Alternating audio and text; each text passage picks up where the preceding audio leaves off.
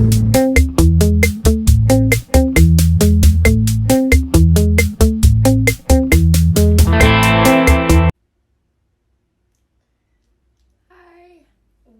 back to my channel, everybody. How are you doing? Nina here, and today is another day. It's another video, and we are still in October, which means that it is still Spooky Doodle season on this channel.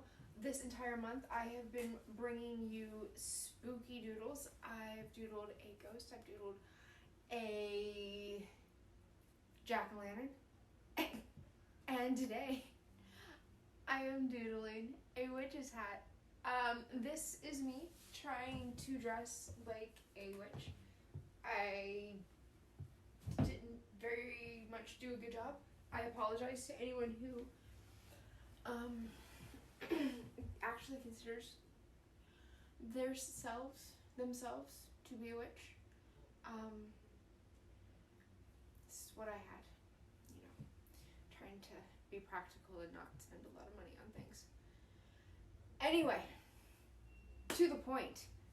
The point is, I'm going to go to my desk now and doodle a witch's hat. I am going to link for you below the link to my other spooky doodles, and also a link to a channel or a video specifically for a woman named Abby Cox. She talks about the actual history of the witch's hat. It's really fascinating, and if it's something that you are not familiar with, you watch, and if it's something you are familiar with and just haven't seen her video, I would recommend it. She just gives a nice little, I don't want to say spin on it, but it's just like a nice viewpoint. Alright, so we are going to go ahead and go over, like I said, to my desk. If you end up watching the entirety of this video, which I hope you do, but even if you don't, if you do like this video, give me a thumbs up, please. It helps a lot if you actually click that thumbs up. If you are watching this and you are not subscribed, why are you ghosting me? Just kidding. You can watch, you can do whatever you want. But if you are watching and you would like to subscribe, I would really appreciate it. I am on number 49. I just need one more subscriber before I hit 50, which is an incredibly small number. But we're getting there. We're getting there. We're one day going to have multiple zeros behind that 5. Anyway, I'm done with the intro. Peace.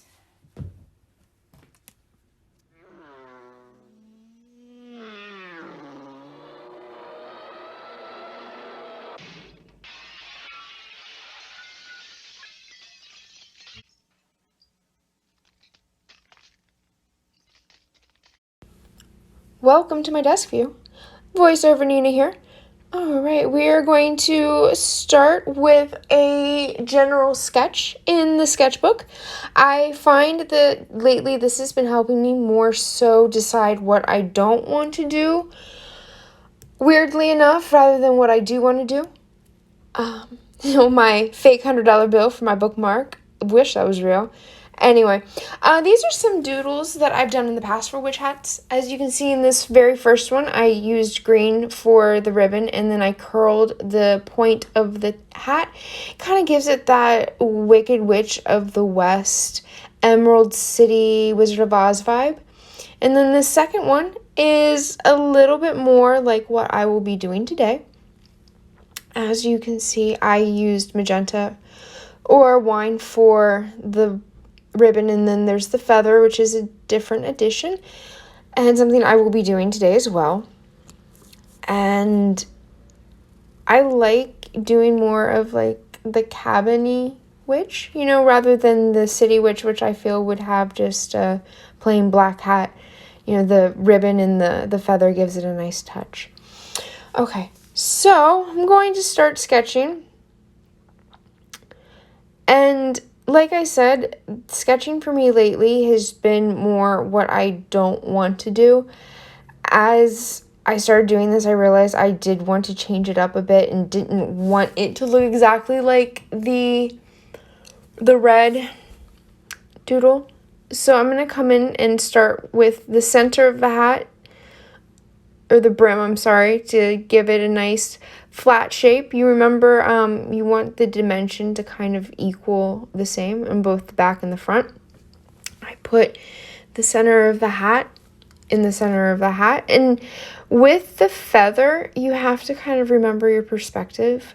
The front, or the quill of the feather, is going to look a bit larger than it would in the side view.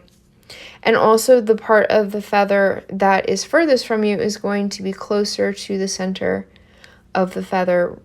And the part of the feather that is furthest away from you is going to look larger. If that makes any sense. I don't even know if anyone watching this is actually going to... Oh, yes. By the way, let me interrupt myself. I got a new kneaded eraser. It's so great. The old one was old and needed to be changed, and the new one is wonderful, and I love it. But anyway, what I was saying is I don't know if anyone's actually watching these for tutorial purposes. If you are and you have any kind of questions, you are free to ask me, and I will help you, give you a little bit more detail. So now I'm going to go in with my Sharpie, and I'm going to do the outline.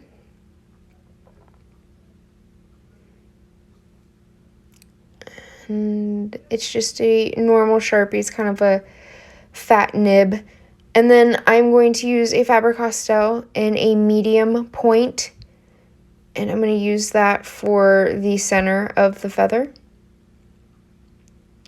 I'm also going to use that for the actual outline of the feather itself as well. And then I'm going to use the same Sharpie, and I'm going to just kind of close up the spaces, and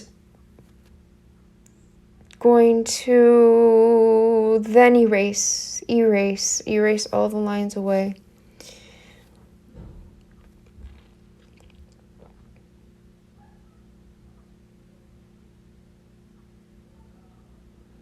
This is a fun thing I've been doing lately. I've been pushing the doodle back into the back of the sketch pad. It makes it kind of like a clipboard. It's fun. I like it.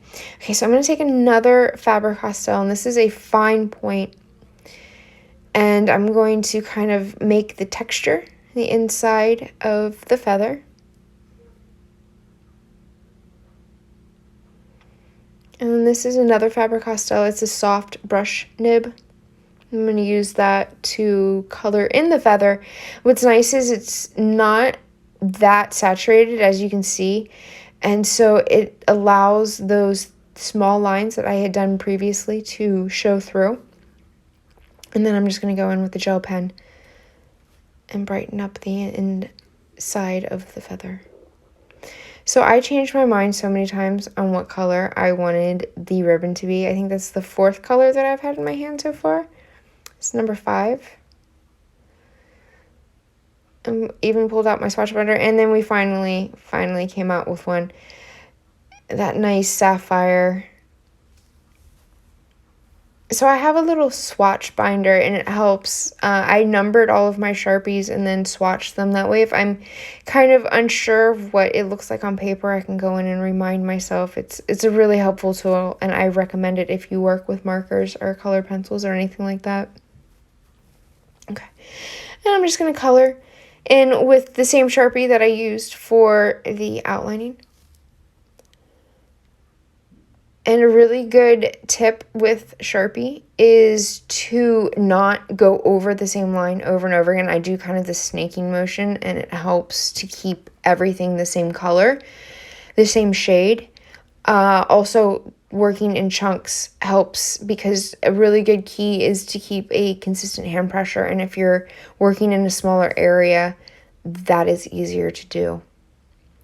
All right, so we're finishing up with the center part of this doodle, and with the use of cinematic magic here in just a second, I'm going to skip over to the finished piece right now. Here we go. Finished. All done. My coffee is done as well. As you can see, it was a really good cup of coffee. All right. So we're done. If you like this video, like I said, give me a thumbs up. Subscribe if you're not subscribed. This will be on my Etsy store eventually, so if you like it and you would like to own it, you can check it out and buy it from there. Until next time, see you later. Bye-bye.